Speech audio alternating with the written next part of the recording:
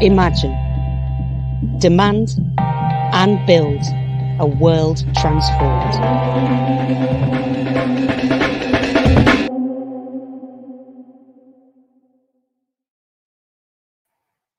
Hello, good evening. Thank you all for joining us this evening. My name is Michal Rozworski and I'll be facilitating tonight's event. I'm an author, an organizer with TWT, that is my Twitter handle it looks like, and a union researcher in my day job. I'm really looking forward to learning a lot tonight and hopefully using the mute button very little, but we'll see how that pans out. I wanted to start tonight by sending some solidarity to the Sisters Uncut online assembly that is also starting right now and continuing the struggles for a world without violence against women and against police suppression of protest. Their fight is our fight, and solidarity with everyone who is joining that call, that really, really important call tonight as well. Meanwhile, we are here to talk about trains. Something it seems every card-carrying leftist has an obligation to care about. In particular, we're going to be talking about HS2 or High Speed 2, which is an entirely new rail line that will link London, Birmingham, Manchester, and Leeds. While it was first seriously proposed in 2009 under the Gordon Brown government, works on the project began recently in 2018 and have really ramped up since last year. It is the UK's biggest infrastructure project today, and those who support it claim it will boost train capacity, rebalance the economy, and be an important part of the green transition. On the other side, critics, including lots of prominent voices in the environmental movement, have questioned all of these claims and have argued that this is an expensive white elephant with little or no climate benefit. I think what the left says about a project like HS2 has huge implications for how we think about climate politics, about public investment, and about what a just transition will look like. I think it really gets to the heart of what we want a just transition to look like. So this is a really crucial debate to be having. And in light of that, I think we're going to do a poll at the start and at the end of the debate to see where you all stand on HS2. So I think the first one is live now. The link should be in the chat. I believe it's a Menti poll. And we would love it if you take a second to answer it. Oh.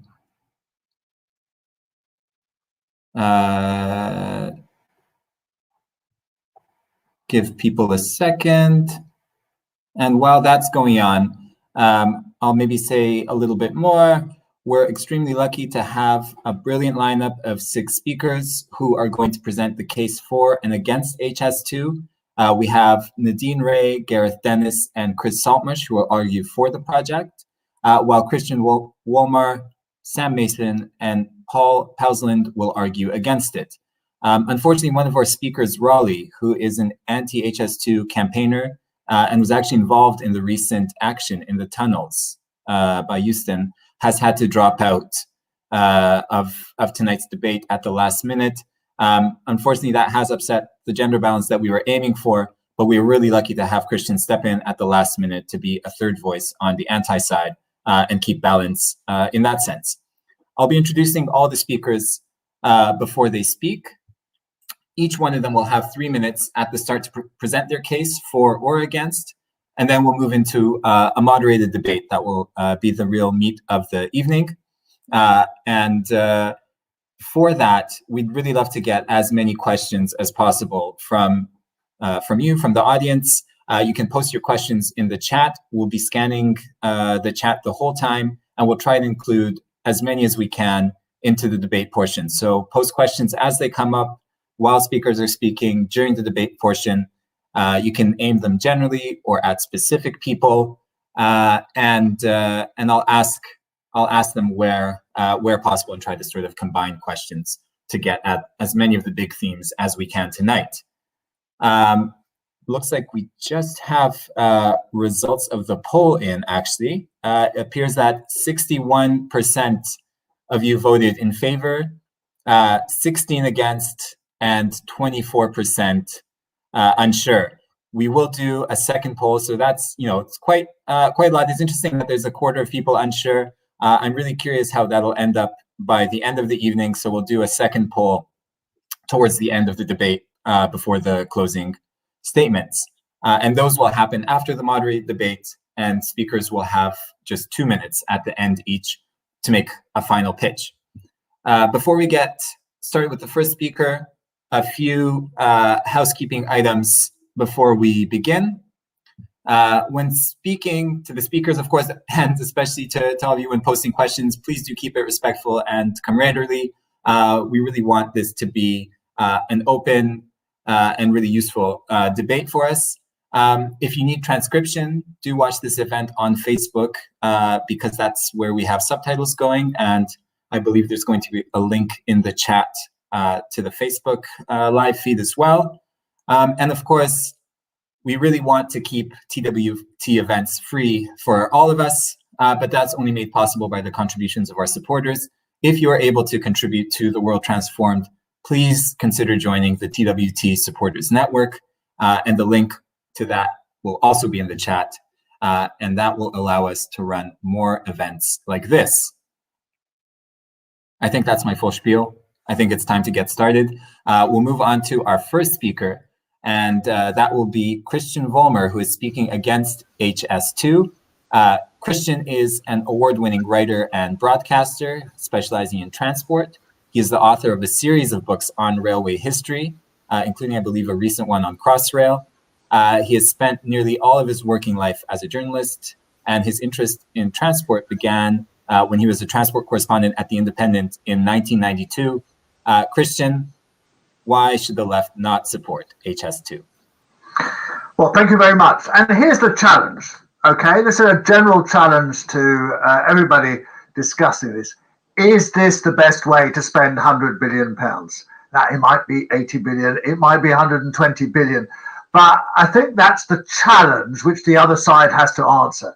Because, my gosh, there's a lot of ways of spending £100 billion, and HS2, from my view, is actually one of the worst ones.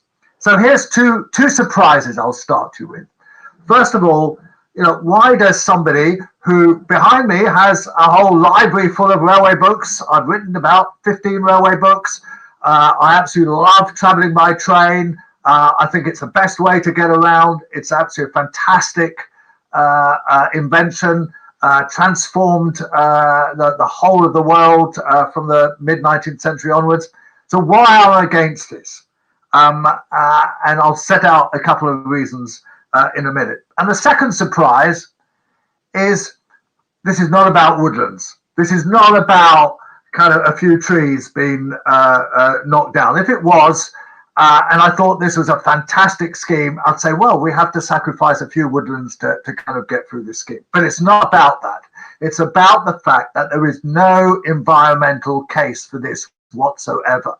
And you only have to read the kind of original document that was set out by HS2 Limited right at the beginning, that actually admitted that in terms of carbon emissions over the first 30 years, it might be some gain, it might be some loss, but there's actually no conclusive case about this.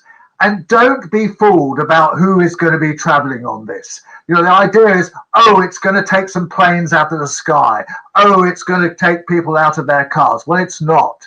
Again, for the HS2's own figures, most of the people traveling on this will be people who are already traveling by train but will want to get to these destinations a bit faster. Remember, the original destinations are Leeds and Manchester and Birmingham, and virtually, with the exception of Manchester, very few flights go from London to Manchester, and people have a wonderful existing train service.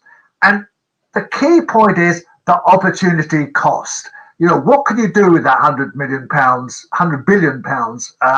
to improve the transport situation, to improve the environment? Just think of it. You could have tram schemes in every major town and city, as they do in France. You could have enough cycle lanes for virtually everyone to cycle on. You could have a whole raft of measures that would be so much better than this. And again, don't be fooled by the arguments you'll hear later. They'll say, oh, this is specific money, it wouldn't be used for something else. That's just not true. And to keep to time, I have lots of other things to do, but to keep to time, two last points. One is there will be premium fares for this. It's not going to be for ordinary people. It's going to be very expensive, just as the existing HS1 already is a premium line. Secondly, what is needed is better transport in the north. And that does not mean better connections with the south, with London. It means better transport in the north, east-west connections. And that's basically been already admitted by the commission that's looked into major infrastructure schemes. So on all counts, this has no case. It has no environmental case. It's not useful as a railway line, particularly given the pandemic and the loss of the number of people likely to use it. And it's incredibly expensive, and the money could be better spent elsewhere. Thank you. Perfect. Right in on 3 minutes. Thank you so much, Christian, for starting us off. I think next we'll hear from Gareth Dennis, who's arguing for HS2. Gareth is an engineer and a writer. He specializes in transport systems and transport policy. Alongside his day job, he is a writer for the Railway and National Press. This is the first time I am learning of the Railway Press, but I'm glad they exist. He regularly appears on television and radio explaining engineering and transport ideas to a broad audience, and he's also a lecturer on rail infrastructure. Over to you, Gareth. Thanks, Michal. Yeah. As an HS2 agnostic. But as someone who's a fan of evidence, I fairly quickly became frustrated at the loudest anti-HS2s folks' constant use of misinformation. You know, things like the 120-year carbon claim, the 108 ancient woodlands claim, the fund the NHS instead claim, and good grief, the 20 minutes faster to London claim. Strange enough, all of these claims Christian's just made, but never mind. None of these stand up to even the slightest bit of scrutiny, and yet they're constantly repeated by those who should just know better, repeated all the time. And pretty quickly I realized why that was. And again, I've realized it again tonight, listening to Christian. The issue is basically that government has, and everyone who's involved in HS2 in an official capacity, have just singularly failed to explain what HS2 is actually for in clear language and with an eye to the environment. Singularly failed to do that. So that's what I'm going to use the next 2 minutes to do, is explain what HS2 is for. So Britain's railways are a jack of all trades and a master of none. We've got all sorts of different train services, all mixed up together. You've got, you know, local stopping services, you've got commuter services, you've got freight trains in amongst it, regional services kind of stop in a few places, pass through others. And then the worst culprit of all for capacity are the non-stop long-distance trains, like the one that I can catch from York to London that takes an hour and 45 minutes, or the ones that you can get from Manchester down to London that hardly stop anywhere. You know, you go and stand at a busy commuter station at rush hour, and you know, in somewhere like Adderley Park, or I don't know, somewhere in the West Midlands or in Greater Manchester, or kind of on the way to Doncaster from Leeds, and you'll have maybe one or two peak trains that actually call at a local station, and maybe 12 or more, 16 even on the West Coast Main Line, that pass through without stopping. HS2 is about taking those and putting them on their own line. Now, what does that achieve? What it achieves is that all of the remaining services that you can see whizzing past and not stopping start stopping at local stations, so people actually get an improved service everywhere across the country. Forget HS2. The main benefit of HS2 is actually not on HS2 at all. It's on the existing railway network. And the speed of the line, the reason that it's a high-speed line is that it achieves that not just on the West Coast Main Line, it achieves it on the East Coast Main Line, it achieves it on the Midland Main Line, and it achieves it for the cross-country route. Indeed, for journeys going east-west across the country as well. If you like, HS2 is 3 new north-south main lines for the price of 1. So, and to achieve that by not building HS2 would cost far more than HS2. It would be far more environmentally damaging, and it would take a lot longer, and possibly even more crucially, it would require a lot more engineers, which are a hugely critical resource. So that's what HS2 is about. It is about releasing an enormous amount, doubling or even tripling capacity on the existing railway network. That's what HS2 is for.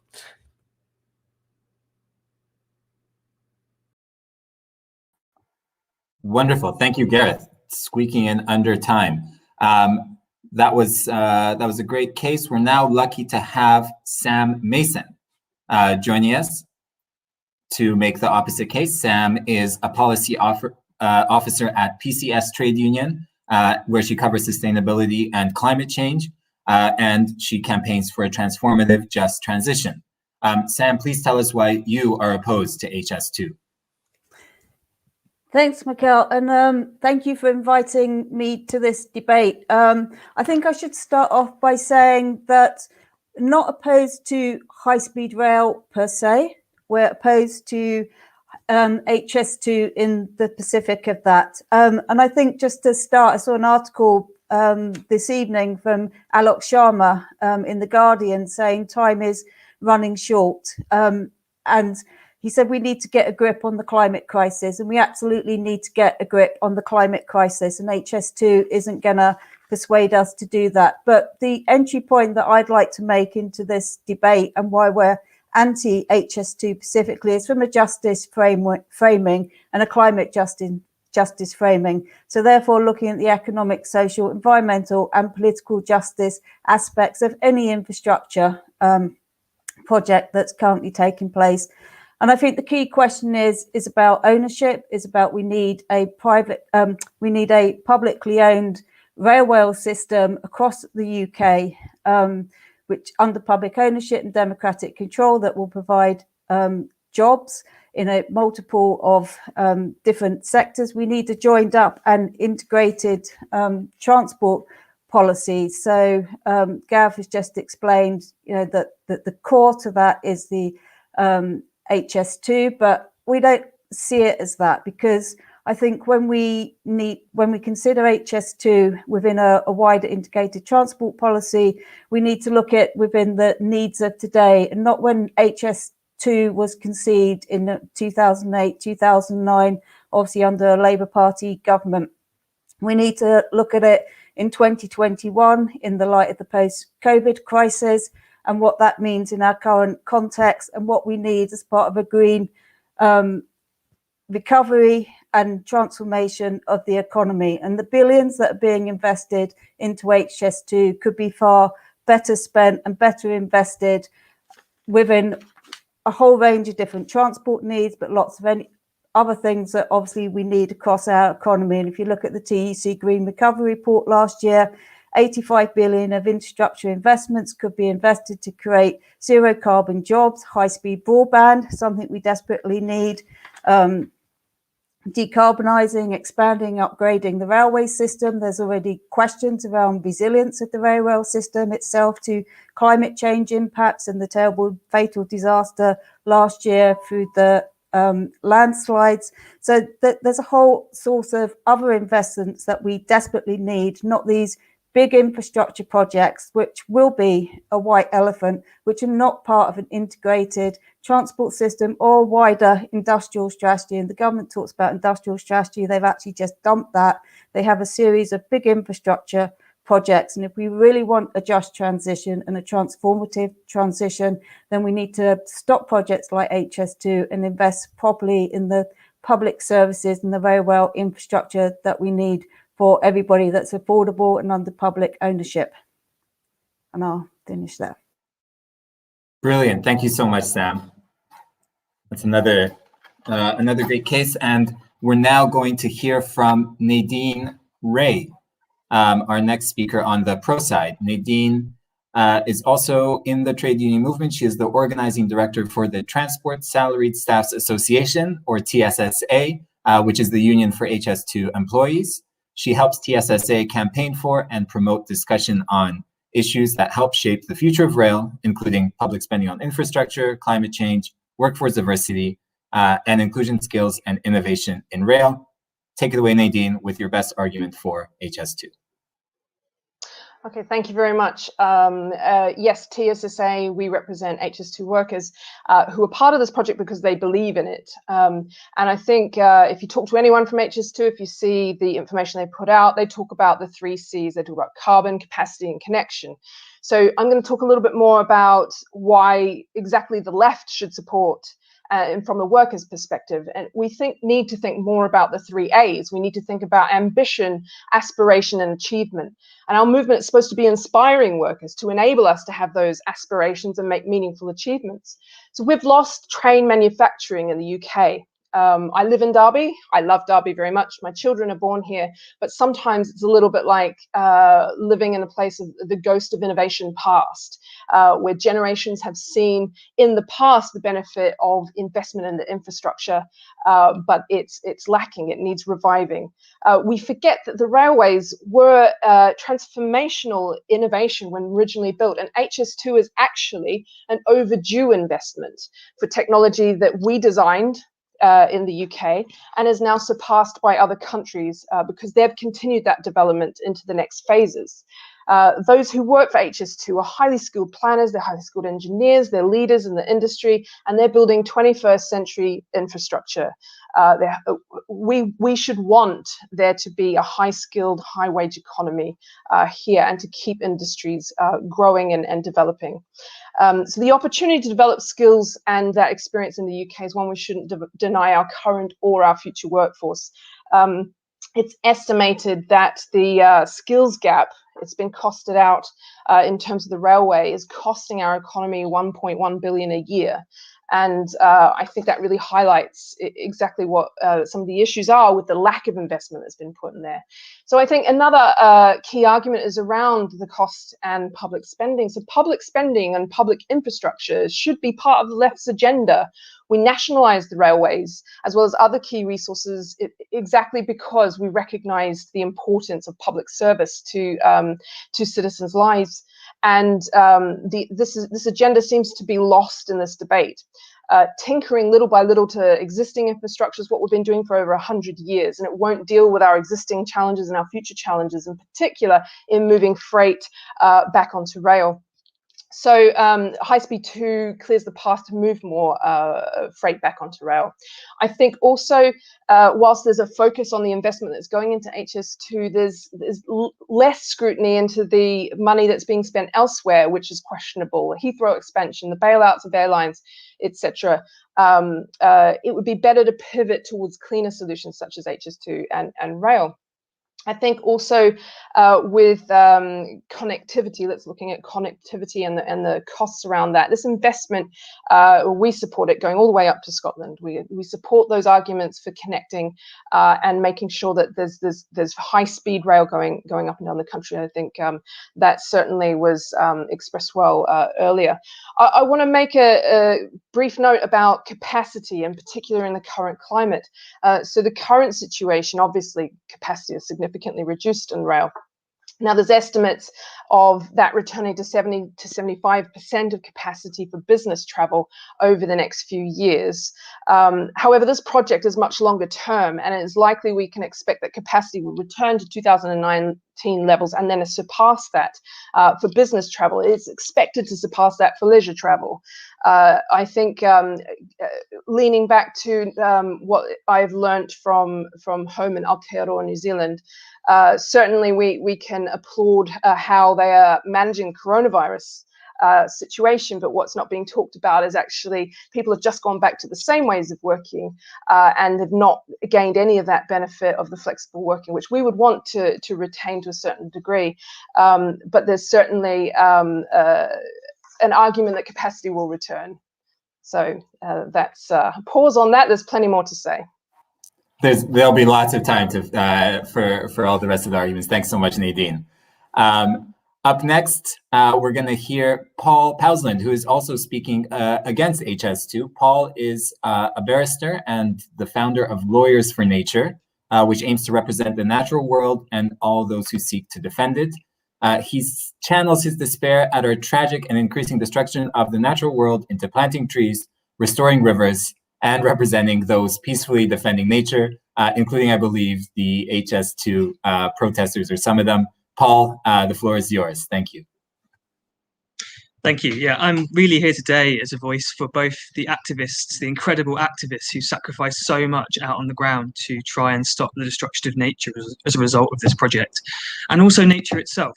a voice that we rarely hear in normal discourse, and we really don't hear enough on the left. We've heard so much around statistics, economics, all of these facts that have been thrown at you. But the issue is in this country is there is always a reason to destroy nature. Just one more airport there, a bit more development here, a widening of a road there, a super tunnel there, a railway here. And at every point, it's always nature that has to be sacrificed. And, maybe this is ridiculous, but, people say, well, we want to take traffic away from cars. Well, great. Well, let's rip up the motorway then and put a railway there. Why is it always nature that has to be sacrificed in these matters? And I can lay out some stats, and I'm sure that Gareth will come back with some smart cracking retorts to some of these, as he's already intimated he will. But there will be 108 ancient woodlands either damaged or destroyed by this. I'm sure Gareth will say that putting a giant railway right on the edge of a woodland is not damaging it, but I disagree. 33 SSSIs, 693 local wildlife sites, and countless trees, hedgerows, fields destroyed for this. But the stats don't even really get to the heart of this. It's actually something you really have to go and witness for yourself. And I was actually originally, as a general green activist do-gooder, in favour of HS2. Many years ago, and when I started representing anti-HS2 activists, I went out to look at what was happening on the ground and to see them and their fight. And when I cycled out across the countryside to where HS2 were working, it was genuinely a scene of devastation. Not just the actual railway path itself, but just random trees and hedgerows and fields like destroyed, cut down, like a scene that we normally think of as being somewhere in tropical rainforest, something like that. Just the utter scenes of destruction. And even more disturbing, these scenes of balaclavaed, nameless thugs who are the National Eviction Team, who are sent to evict activists and intimidate local people protesting against this. And I find it hard to believe that those on the left would support spending £50 million of taxpayers' money to employ thugs to disguise their identity and go around beating up and kicking at activists who are opposed to a project. More than that as well, destroying local communities and kicking people out of their homes without offering compensation. And I really do think that genuinely, if you have the time, I would highly recommend just go and have a look on the ground, cycle out, cycle out to these places and see for yourself the devastation on the ground, and then see if your opinion of HS2 is the same. And if you can't do that, there's numbers of videos online that show the sheer destruction of nature that's happening as a result of this. And that's why I oppose HS2, and that's why I believe that people left should too. It's quite quick. 3 minutes is not a long time, is it? Don't worry. There's, like I said, there's plenty left to say, and thank you. I mean, it's great to hear a succinct case like that, and I think with the perspective that it's been actually quite nice. Before we get to the last speaker, it's been nice to hear such sort of distinct perspectives that really get at the broad range of issues here. And with the last one of those perspectives, we're very lucky to have Chris Saltmarsh as our last speaker, who will be arguing in favor of HS2. Chris is a climate justice campaigner and writer. He co-founded Labour for a Green New Deal, although he is speaking in a personal capacity this evening. He has coordinated the fossil fuel divestment campaign at UK universities and has taken direct action against the fracking industry. His first book about the fight for climate justice will be published with Pluto Press this September. Chris, why are you in favor of HS2? Yeah, thanks, Michal. I guess for me, I'm coming at this from the perspective of what is good political strategy for socialists and Green New Deal campaigners in relation to HS2 and projects like it. I think for me, it's really clear that if we're going to decarbonise quickly and fairly, we're going to need a massive expansion of public transport routes and capacity. And Gareth and Nadine have already made a really strong argument for why capacity is really at the core of this point.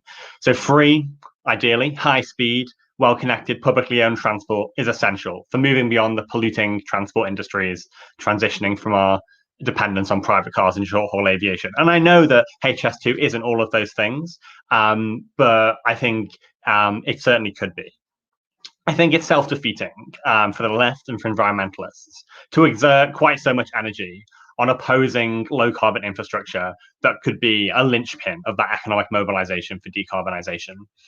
And as I say, it's not that HS2 is without criticism. I think any project proposed under New Labour, carried forward under successive Tory government, is bound to be far from ideal. It's bound to be executed poorly. But we need to be serious about whether those contingent limitations are cause for flat-out opposition. So a question for me is, do we want to expand our rail capacity or not?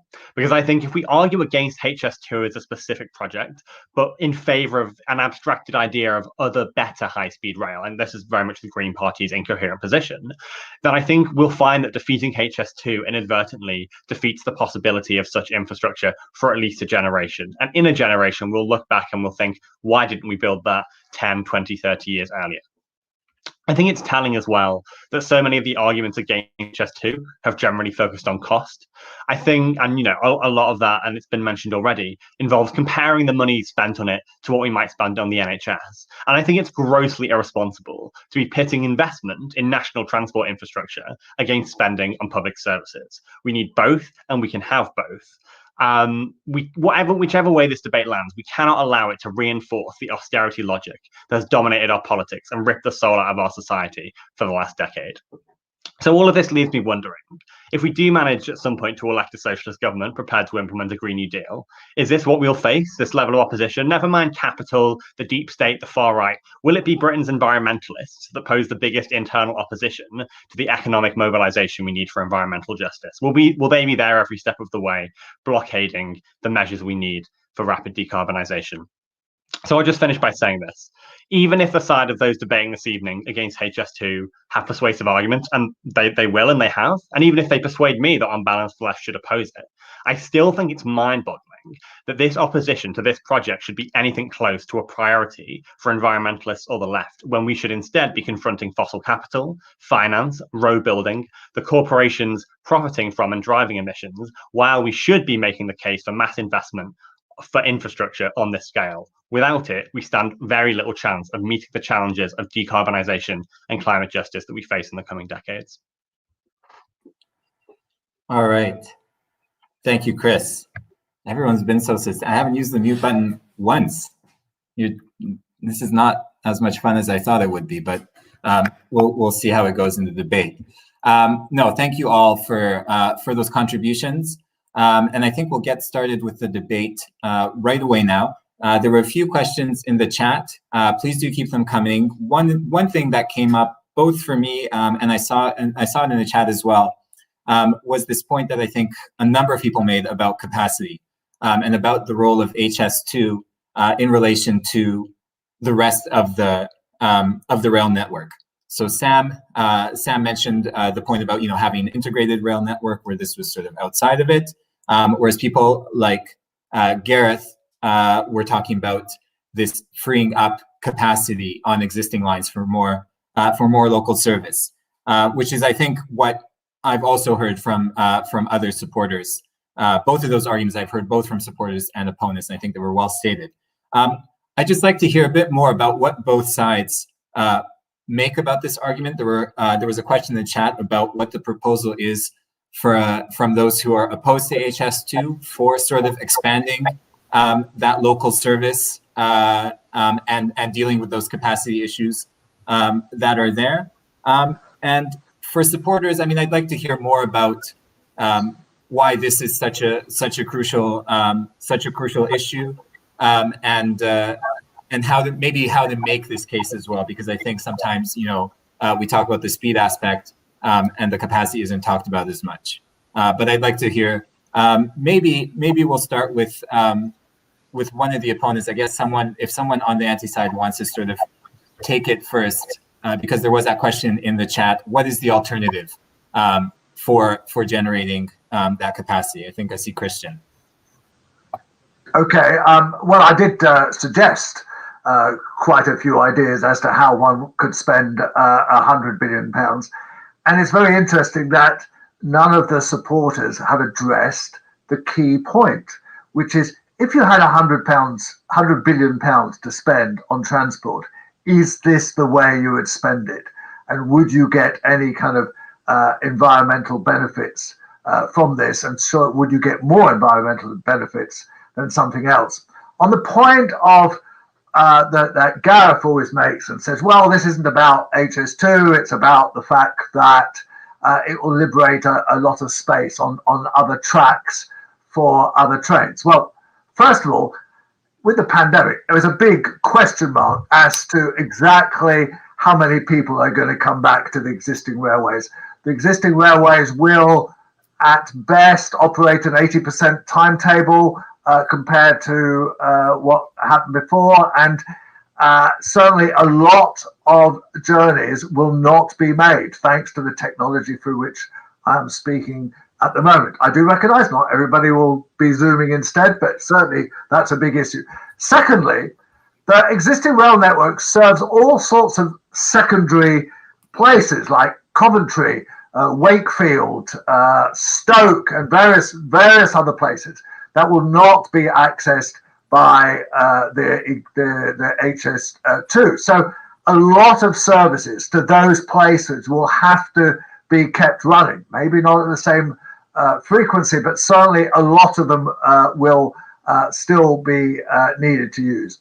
And as a final point, a lot of the stations on this proposed HS2 are actually nowhere near existing towns. There's one kind of near Birmingham, near the airport. There's one somewhere around Crewe. There's one in the middle between Nottingham, Derby, and so on. And all those will require car journeys to reach them. And I can tell you one thing: if I live long enough to see the line on the East Coast going through halfway between Nottingham and Derby, and I want to go to Nottingham or Derby, I won't use HS2. So, in a way, it's not actually creating that many new journey opportunities. All right, thank you, Christian. I think everyone on the pro side was wanting to respond to this as well. So I see Gareth has his mute off. I'll let him go. Paul, I know you wanted to get in on this too, so I'll let you go after Gareth, and then maybe on to Nadine. I don't know if you just thinking ahead a bit, if you'd like to come in on this as well. So yeah, thanks, Michal. Yeah, Christian, I think the fact that you're mentioning Coventry, Wakefield, and Stoke shows that you still don't understand the release capacity argument. The whole point is that it's services spreading out from all of these bottlenecks that HS2 releases capacity at that get benefit. You've named 3 places that get a huge direct benefit from HS2. Coventry, getting release capacity from all the lines that currently are clogged up through New Street that will get freed up.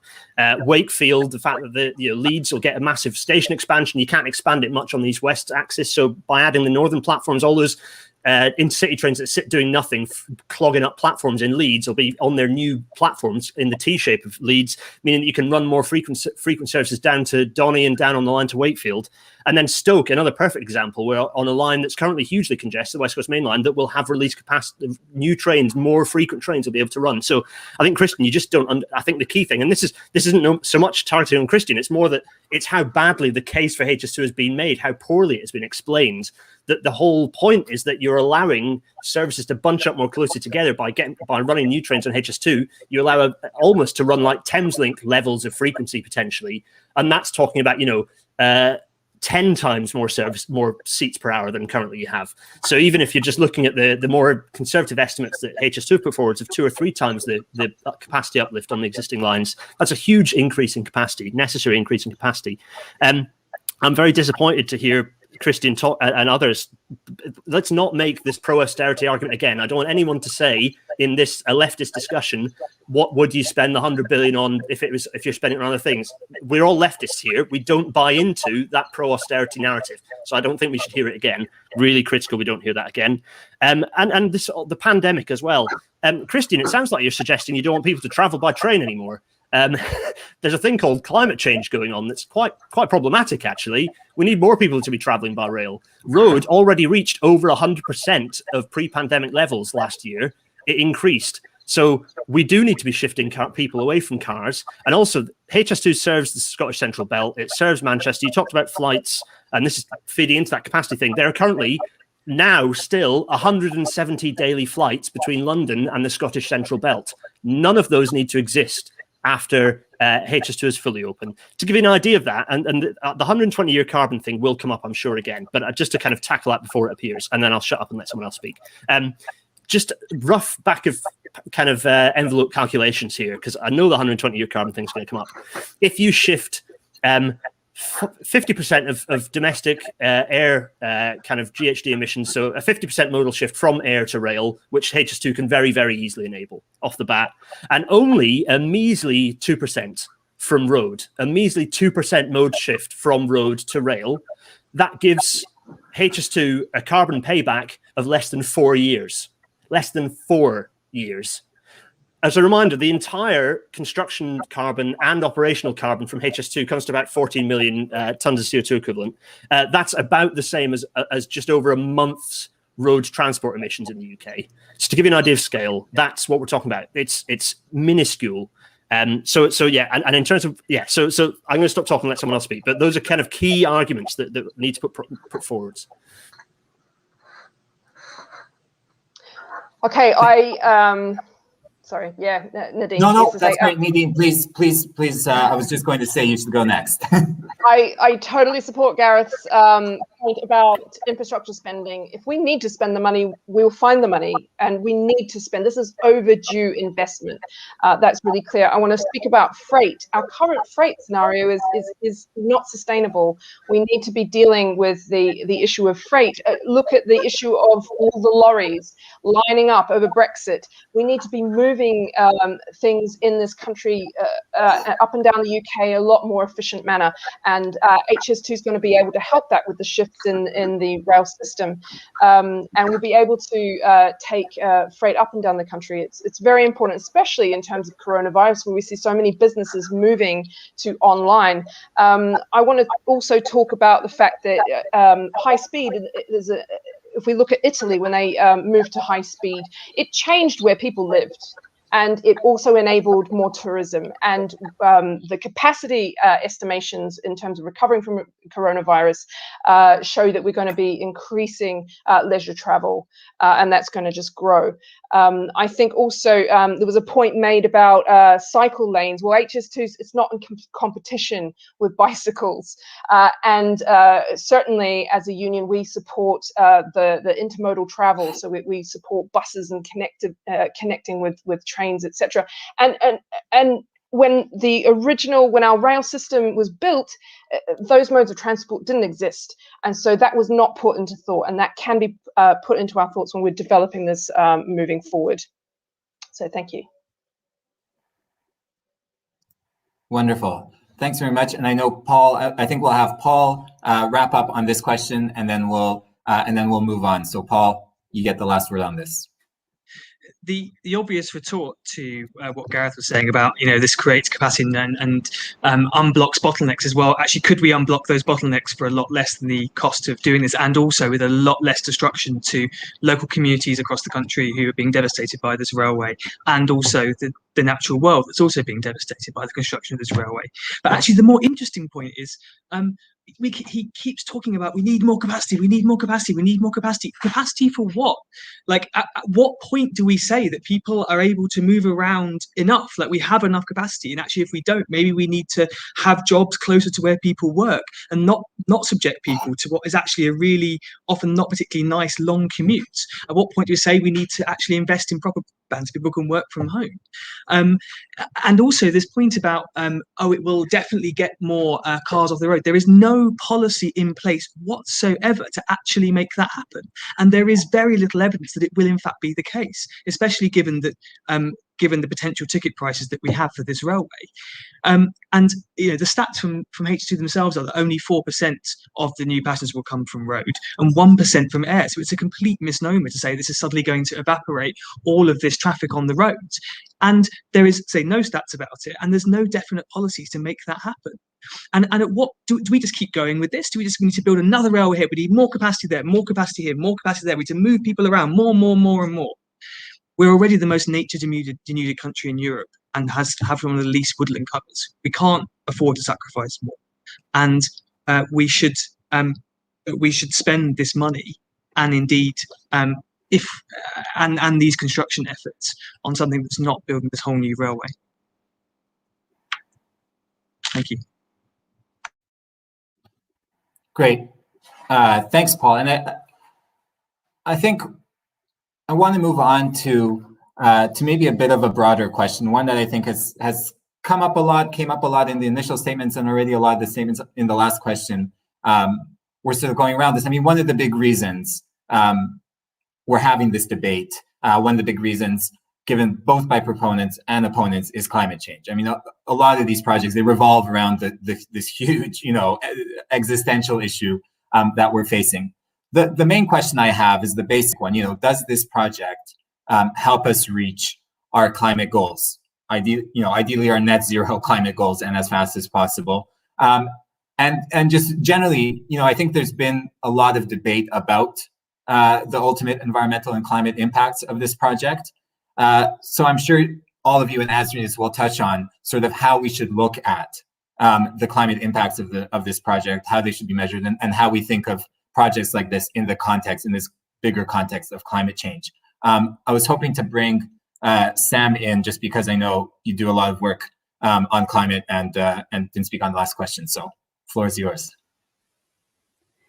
Yeah, thanks. I mean, it's interesting. I think it's disingenuous to say that any of us that talk about the investment numbers are pushing an austerity debate. I don't know where that's come from, but yeah, that's just some politics that are playing there. And I think it's very uncomradely to do that, because I don't think any of us here would support that. And I think that's the point, is because we've got an enormous task ahead of us to get to zero carbon by 2030. Labour for Green New Deal is advocating for zero carbon by 2030. We need massive of infrastructure changes right across the piece. And the problem is just like literally railroading this HS2 project right through, as this is like the centerpiece of our zero carbon strategy and transformation plans. I mean, I really don't think so. That is the problem. That's why I said earlier in my opening remarks, it's a time for us to stop and pause and look back. We're in a different space now from when this whole project was conceived. We didn't have the IPCC report of 2018. We didn't have all the horrors that we're now seeing with the climate impacts in the UK and across the globe. We need to look very differently about what is our pathway to zero carbon, and it's not HS2. We need to invest. We need to possibly look at, high-speed rail in certain circumstances, and certainly to replace aviation. I've seen some comments going up about aviation. We don't support expansion of aviation, but we need to look at this in the whole as one piece. It's all part of a big jigsaw about our pathway to how we get to zero carbon, and we need to do that urgently. And that discussion previously about capacity, and this is going to increase capacity, you're looking at getting into Scotland, what is it, in the north in 2033? We're supposed to be hitting targets by 2030. This is just too late. Even if we agreed with it, it's too late. We have to stop and look back. We need to change the way we live. We need to stop growth. What is all this stuff we're transporting? And I think Paul had asked a very legitimate question about, who is it for?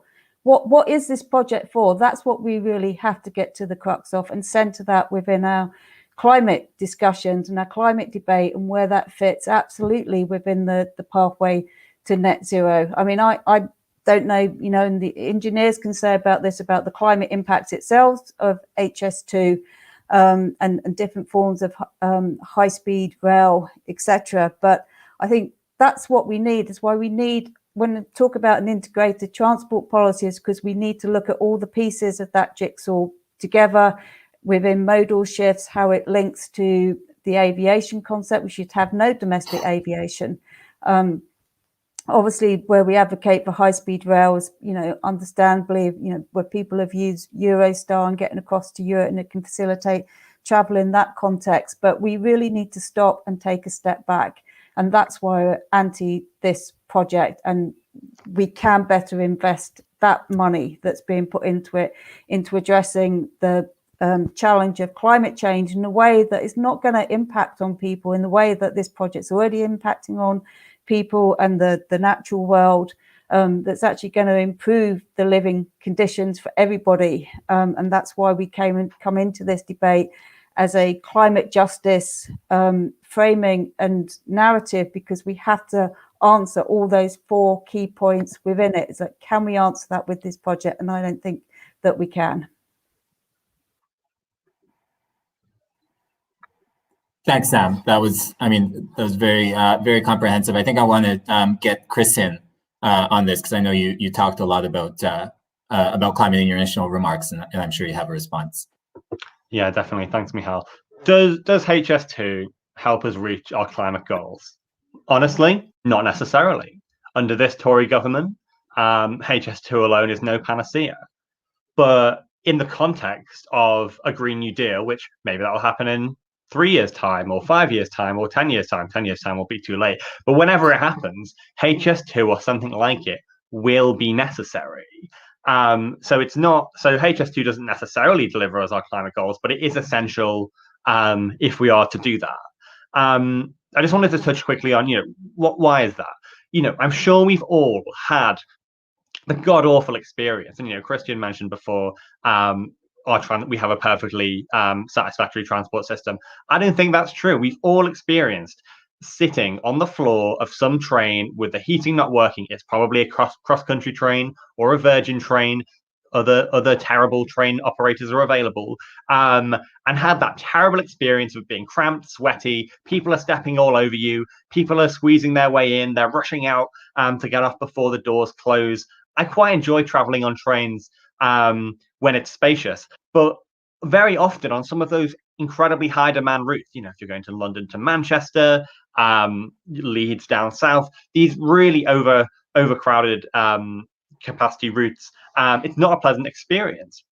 And this is why the question of capacity is really crucial, and it links into to the climate targets eventually, I promise. If you increase that capacity, the travel potentially becomes cheaper as you increase the supply. It becomes a more pleasurable experience. This is really hard to quantify kind of 20 years out, but you're creating an incentive to use these modes of transport instead of cars, instead of short haul aviation, because it's a more pleasurable and potentially a cheaper experience. Now, I'm really clear that as socialists, we obviously can't rely on just HS2 happening and then that's that. We also need to be engaged in a constant struggle to be deprioritizing the car from its domination of our built environment, to be stopping aviation expansion, and for ending domestic airports, domestic aviation, I should say, and short haul aviation as well. And to just that's going to be really crucial, absolutely essential in reaching those climate goals. And the last thing I just wanted to mention on this point, to answer Christian's question from before directly,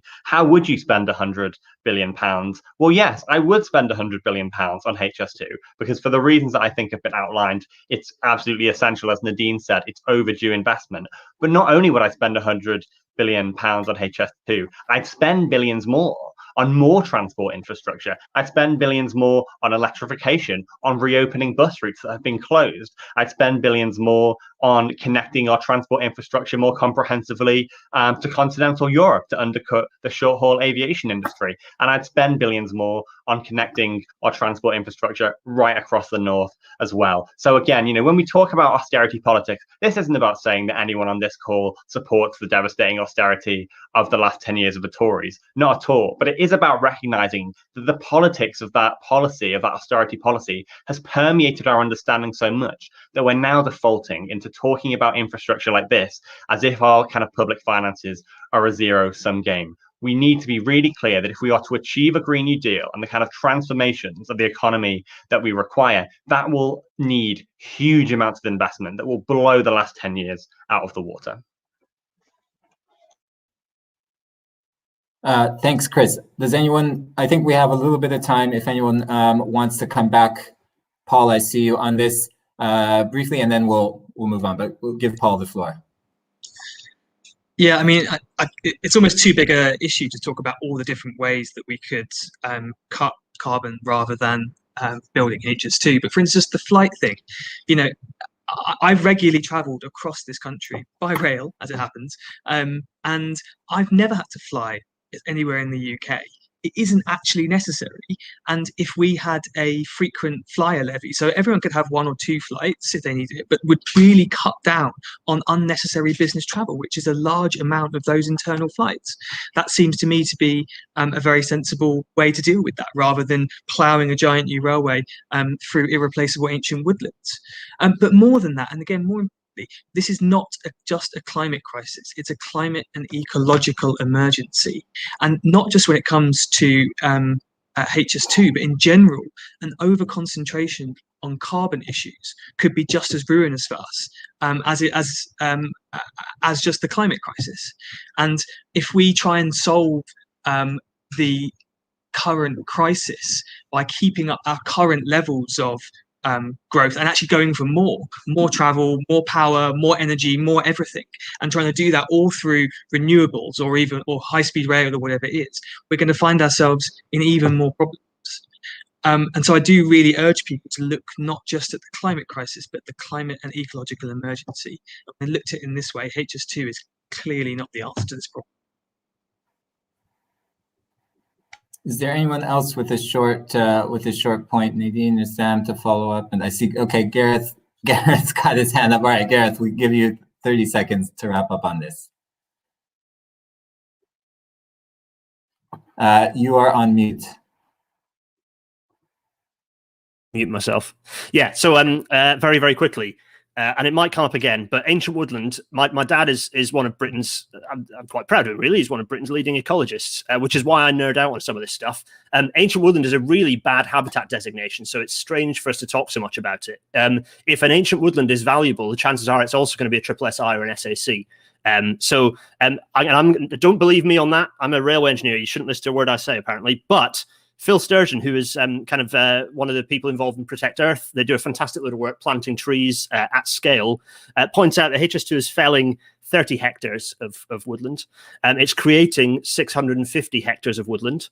And he also points out that he personally is restoring 60 hectares of woodland that itself is just dying off because of climate change. So Paul, you're absolutely right. We mustn't just look at carbon. We must look at the bigger picture, the ecological crisis as well as carbon. But the two are utterly interlinked. We cannot separate them. So as he puts it, Phil Sturgeon puts it, HS2 isn't the problem. It's part of the solution to both the ecological and climate crisis.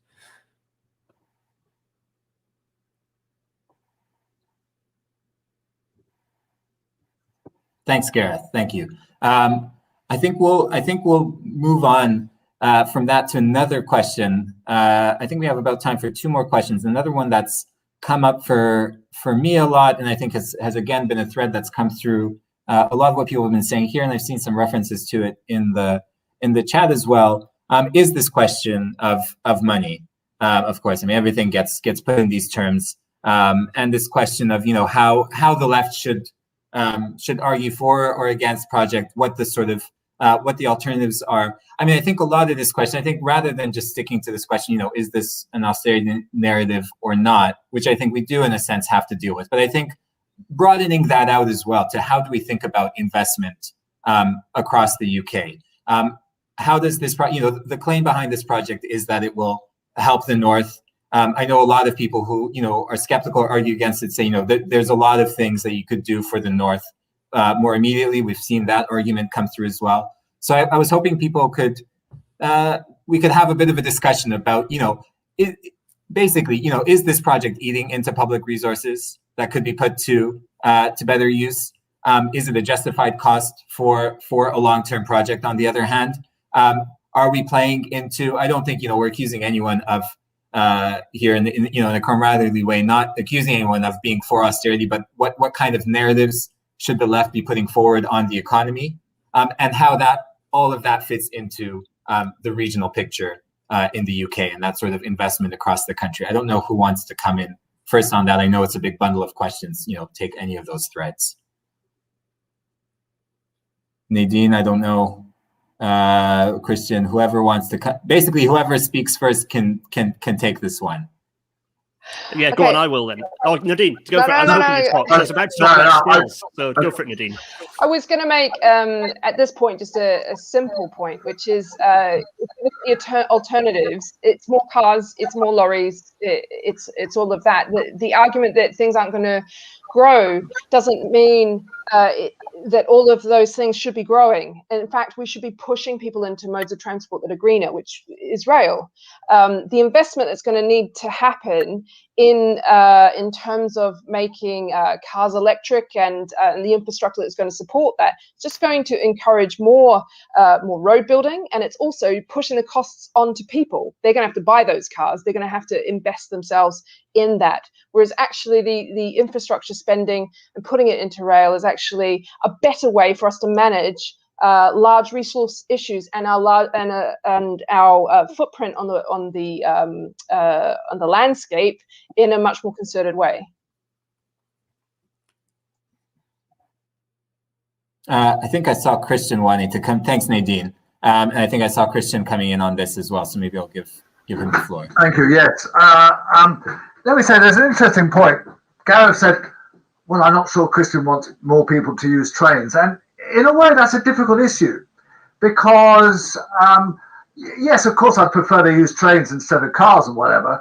But we are moving to a situation where we have to accept that hypermobility is a mistake. And what does HS2 do? It encourages people to move bigger distances. One of the parts of the business case is that it will encourage people to live in Birmingham and work in London.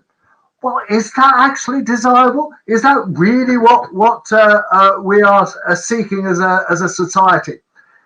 And the notion that it will help the North and the Midlands and whatever is based on a total fallacy. It's based on the idea that, if you have access to London, that helps the North, that helps the Midlands. When actually the opposite is true. People have done, Don Tamani, for example, has done a study on the impact of high speed in other countries on comparing the benefits for the smaller town and the bigger town that are connected through it. And it's undoubtedly true that it's a bigger benefit for London. Now, if you're a London politician, as I am, maybe I ought to say, well, that's great. But if you're a national thinking politician, you ought to say, well, we have some doubts about that, and maybe it's not something we want to encourage. And then this £100 billion, let's not be naive. I'm a Keynesian through and through, right? I'm not a monetarist. I do not support austerity. But apart from kind of some part of economics where they say that you can actually spend all the money you want and governments can just keep on printing. And there is a trend towards saying that, but I'm afraid I dispute that. There is an opportunity cost to this. The £100 billion is undoubtedly not going to be spent on other aspects. And if we're talking green policies, I am shocked that some of the speakers on the other side say, well, gosh, if I had £100 billion, yes, I'd build this great big railway that is going to cut through the country, encourage people to do lots of the wrong things by driving to stations and so on, rather than say, having a national transport strategy with a Green New Deal at its heart, which clearly would be far more beneficial environmentally. Where do we need transport? We need transport in urban areas where the pollution is worse, and we need sustainable transport in those areas. So, this idea that there's just an infinite amount of money, I'm afraid, is just naive. And this £100 million is going to come from the transport budget, and that will be cut back as a result of this. And it's naive to expect it won't.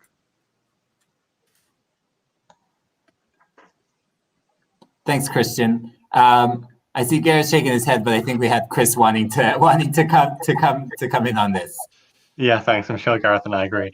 I guess I just want to, there's this interesting kind of feeling that seems to come out, and it almost, it feels like disparaging the idea of being a connected society, the idea of being able to get from one part of our country and, maybe even into other countries very, very quickly. And, questions of, well, how much is too much capacity when it comes to rail? Well, I think, my ambition is transforming how transport works in this country to totally marginalize the private car, which, as well as being very polluting, which, as well as having injustice-laden supply chains, is really bad. Is incredibly individualizing. So I think there's a sense of collective dignity in public transport that we should be really promoting. We should be celebrating.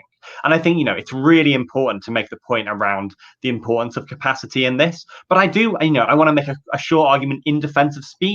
I do think the speedness of high speed 2 is really important. I do think it will be valuable to be able to travel very quickly, whether that's for work, whether that's for leisure, because there is something irreplaceable about connecting with people face to face. And I do think it will be an important part of an endpoint, incentivizing people onto rail instead of aviation, which is much quicker, and instead of cars as well. And on that point of capacity, I just think we need to be putting ourselves in a position where we have the capacity for that wholesale transition of transport into rail. And finally, I'll just make this point on public investment, because it links to that, and I think it's really important, because I do think it's a mistake to be talking about this and having this debate in terms of public spending. This isn't money that leaves government bank account and then disappears into the ether to never return.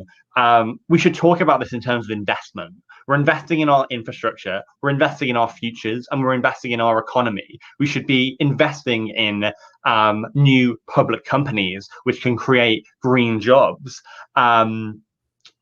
And we should be celebrating that. And I think it's utterly self-defeating when we consider the scale of investment that will be required to decarbonize and transition our economy, as Sam was saying before, on an incredibly short time scale, ideally within a decade. It's incredibly self-defeating to be framing this as spending that is limited, constrained by the very arbitrary number that the Tories have put in their transport budget, when we need to be opening up all of the state capacity that we can afford to meet the challenges that we face in this century.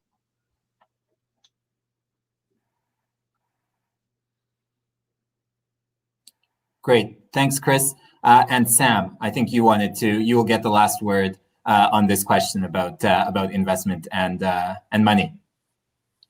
Okay, yeah, I just wanted to say a couple of things, because I think I've mainly sort of made these points already, but it's,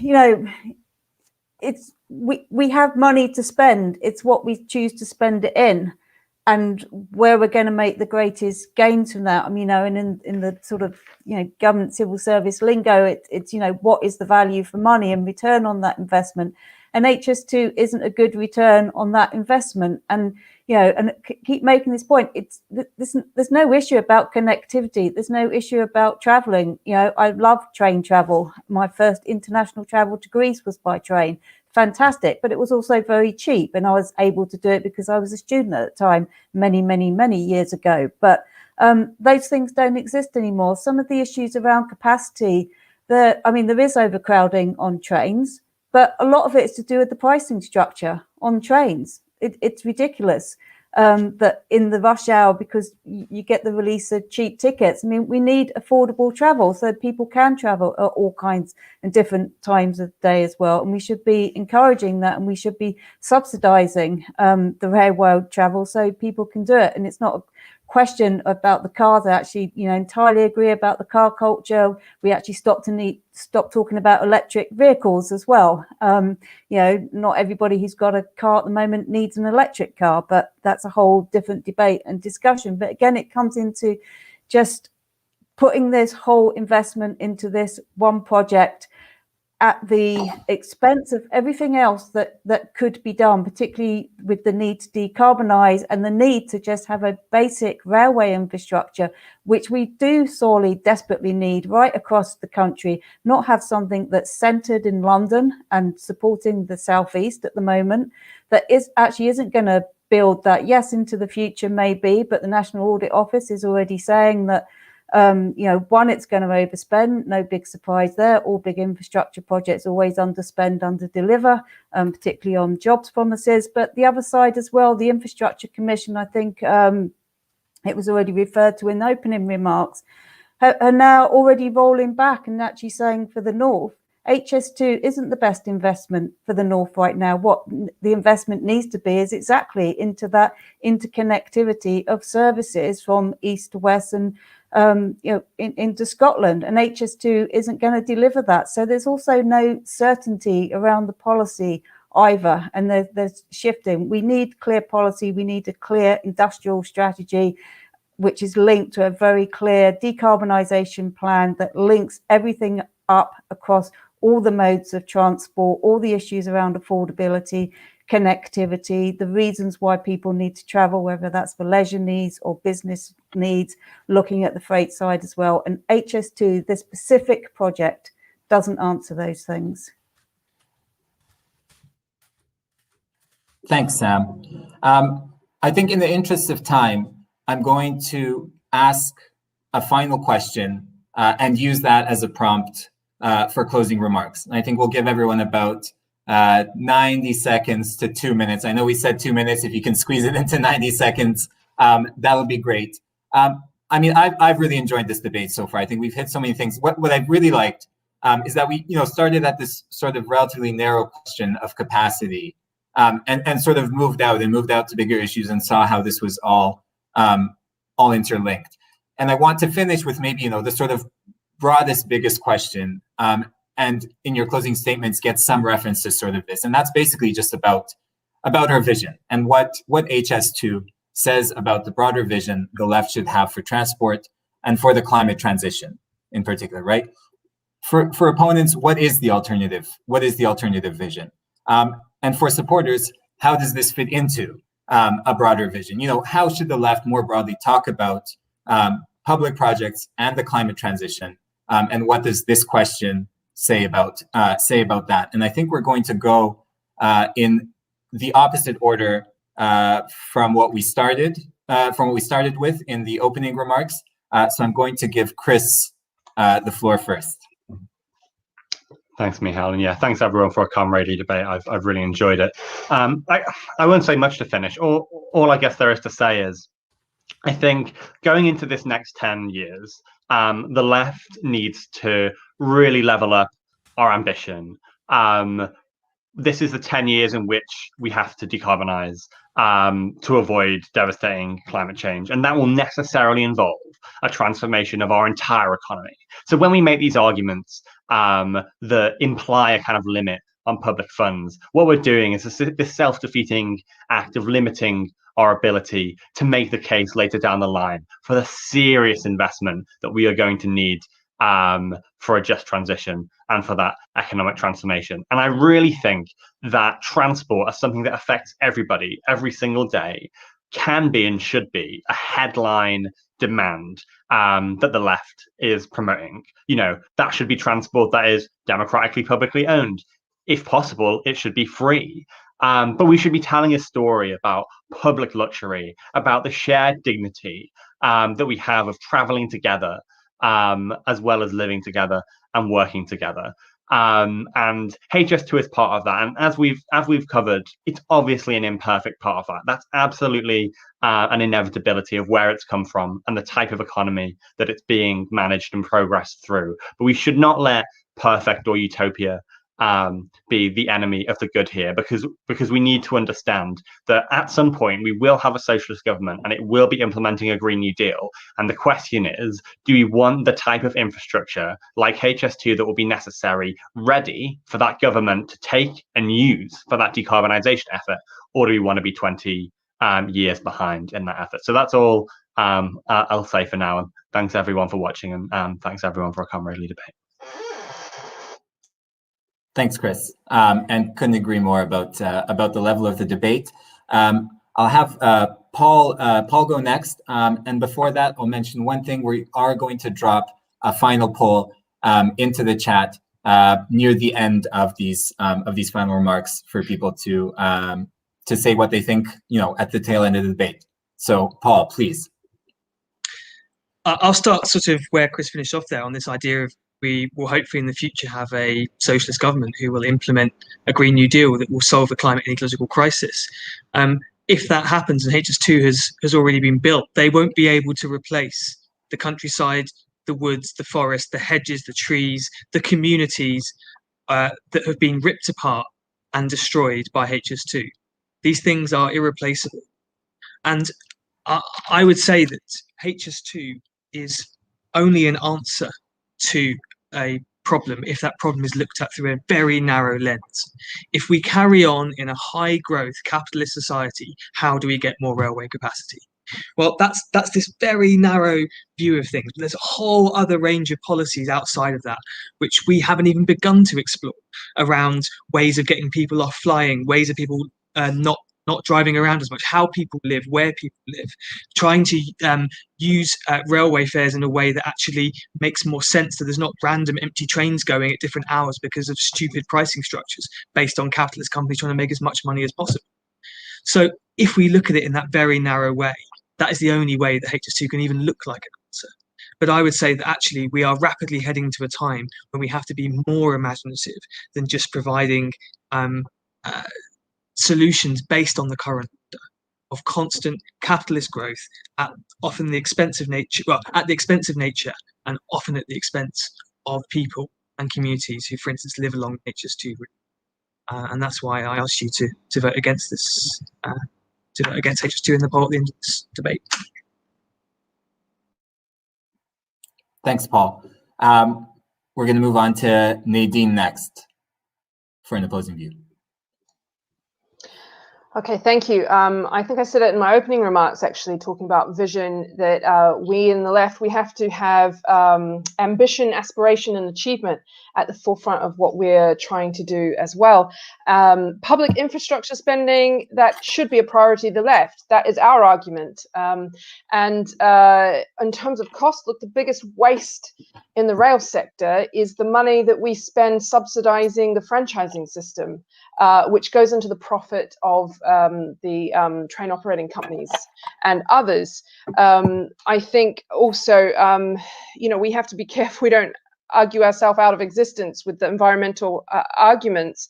I think that rail's got to be part of the solution of looking at how we have a greener solution moving forward, and how we manage our footprint on the earth to a scale that is realistic. Thanks, Nadine. I believe we are moving on to, where am I on my list? Sam next.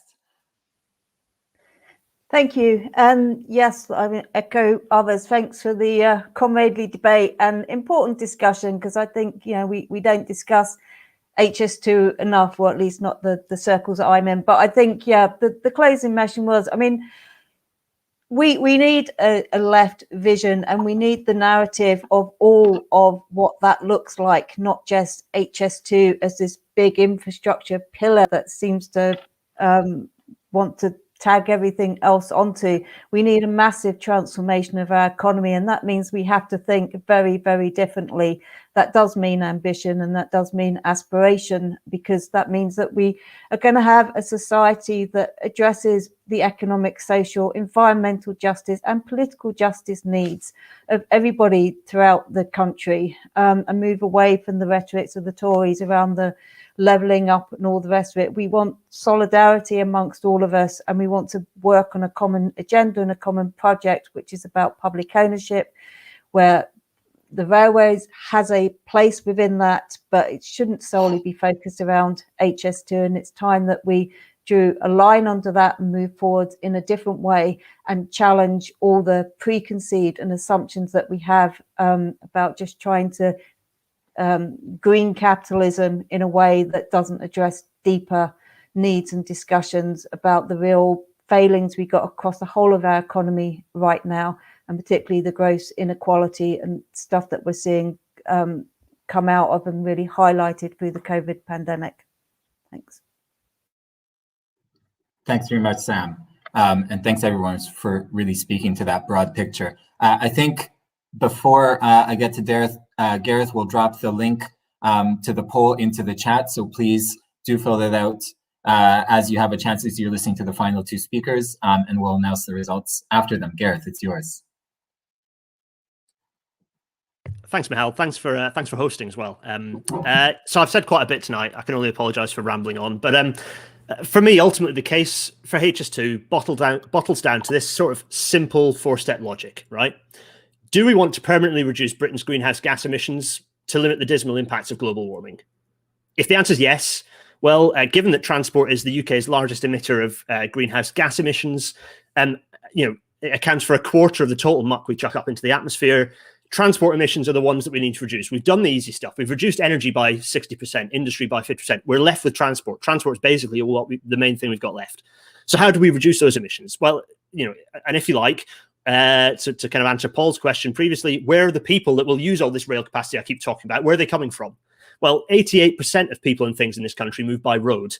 So even with an overall drop in the amount of people travel, those carrot things we talked about, road pricing, incentives to travel less, I fully support all those. But even with those, experts like those in the Centre for Alternative Technology and even those in the Green Party of England and Wales estimate that we'll still need a modal shift away from cars and air and onto rail that would require 50 to 100% more rail capacity. So that's even with an overall reduction in the amount that we move people and things around. So the next question is, how do we achieve that increase in rail capacity? So if you follow this logic through, you get to the question, how do we achieve the increase in rail capacity? And this is where railway planners, engineers, ecologists, and other folks all come in. And other than a couple of retirees, the entire rail industry is saying with a unified voice that HS2 is the quickest and least damaging way to achieve that capacity increase. We're not saying don't do the other things. We're saying electrify as well, build urban capacity in other cities. But HS2 is the fastest way to increase that capacity on a large scale. Unless you're Michael Gove, it's evidence and expertise that we need to rely on to get us out of the climate crisis. It might not be perfect, but HS2 is happening. And as part of a bigger plan, it's a key tool in the fight against global warming and the inequalities that changing climate entrenches. It's not about growth for growth's sake. It's about clearing our roads of cars and our air of planes. And the opening video to this piece, it didn't say sit back and hope for a world transformed. It said build a world transformed. Thanks for the debate. And I think it was a really valuable evening for all of us. Thank you. Thank you. I think we can all agree on that last statement for sure. And Christian, you get the last word with these closing remarks. Okay. I agree with all the speakers. Thank you for a great and friendly debate. And I must say, it is the one thing I slightly disappointed about is that people accused some of us on this side of not being green because we oppose the HS2 scheme. And I think that's completely misplaced. As Gareth said, do we want to reduce greenhouse gases? Absolutely. Does HS2 do it? Absolutely not. And is it, even if it did marginally, which I don't think it does, would that be the best way to spend £100 billion to try to reduce greenhouse gases? And that clearly has not been answered. It's very apparent that if we wanted to do that, if the priority was reducing greenhouse gases, we would spend £100 billion on urban transport, on improving existing rail structure, electrification, on all sorts of other aspects of the transport system, but not on this. And let me say, one of the things that's been little discussed is the fares issue. This is not going to be a cheap railway to sit on, right? And however much we had, the most left-wing possible government and whatever, the fares would still be quite expensive because of the huge costs that go into this project and the huge operating costs, which have not really been talked about much. But the fact that actually, in terms of reducing carbon emissions, operating is much less environmentally friendly because as you go faster and faster on trains, you use up more and more fuel. And let's debunk too this idea of taking lots of planes out of the sky. The only planes that might be taken out of the sky are London, Scotland to some extent, but not that many will be taken unless there's a completely different policy in relation to fares. You can fly on EasyJet or Ryanair to Scotland from London, for 20, 30 quid. I'm not saying that's the right thing. I'm saying that's an outrageous kind of policy, but it will be very difficult to shift that in relation to supporting HS2. And two last things. One is that nobody on the other side has mentioned the business case. And that business case is the methodology by which you justify this project. And we all know that the business case is absolutely hopeless, and particularly given the reduction in demand for rail travel over the last year. There is absolutely no business case for this. Now, I think it's a methodology that I'm quite critical of, but nevertheless, it does give you a chance to compare this project with other projects, and other projects would come out much better.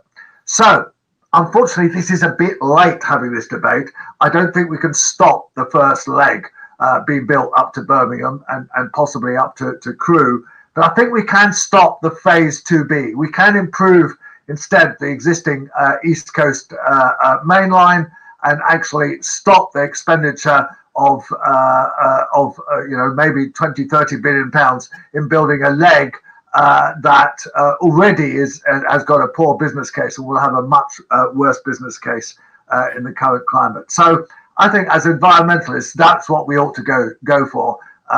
Cut off at least one leg, save the money on that, and improve the existing railway there. All right. Thank you, Christian. Thanks for that contribution and all of the informed contributions that we've heard all evening. Really, thank you to all 6 of our speakers, and thank you to all of you for joining us for this debate. I hope it's been enlightening. We do have the final poll results. So we've gone to 69% of you for HS2, 26% against, and that both of those going up by almost around 10%.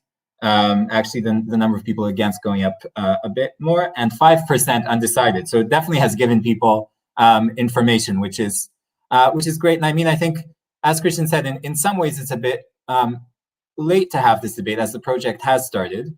But on the other hand, I mean, I think it's left me with a clearer picture of different sort of visions for these kinds of projects and for how the left should be talking about the climate transition. It hasn't really been about trains or only about trains, but about our broader visions for a just transition for the majority. And thank you, I think, most highly for that. We'll leave the chat open for you to collect any links and anything else that's been in there during the event. I will say one more time that TWT events are free for all, but it is really only possible thanks to the contributions of our supporters. If you are able to, please consider joining the TWT Supporters Network via the link we're sharing in the chat right now, so that we can run more events like this in the future. And I know we've talked a lot about trains and austerity and just transition. If you're looking for some relief after what's been, a testing few months, weeks, a year, hopefully not too testing the last couple hours, we've just released the newest episode of our podcast, TWT FM. It's on dance. It goes from striking workers shaking their hips to the perfect house party. And you can listen to it at anchor.fm/TWTFM or just by searching TWTFM wherever you get your podcasts. Thanks again. Thank you to all 6 of our speakers, to Nadine, Sam, Gareth, Christian, Volmer, and Paul and Chris. And thank you all for joining us. And as always, solidarity. Have a great evening.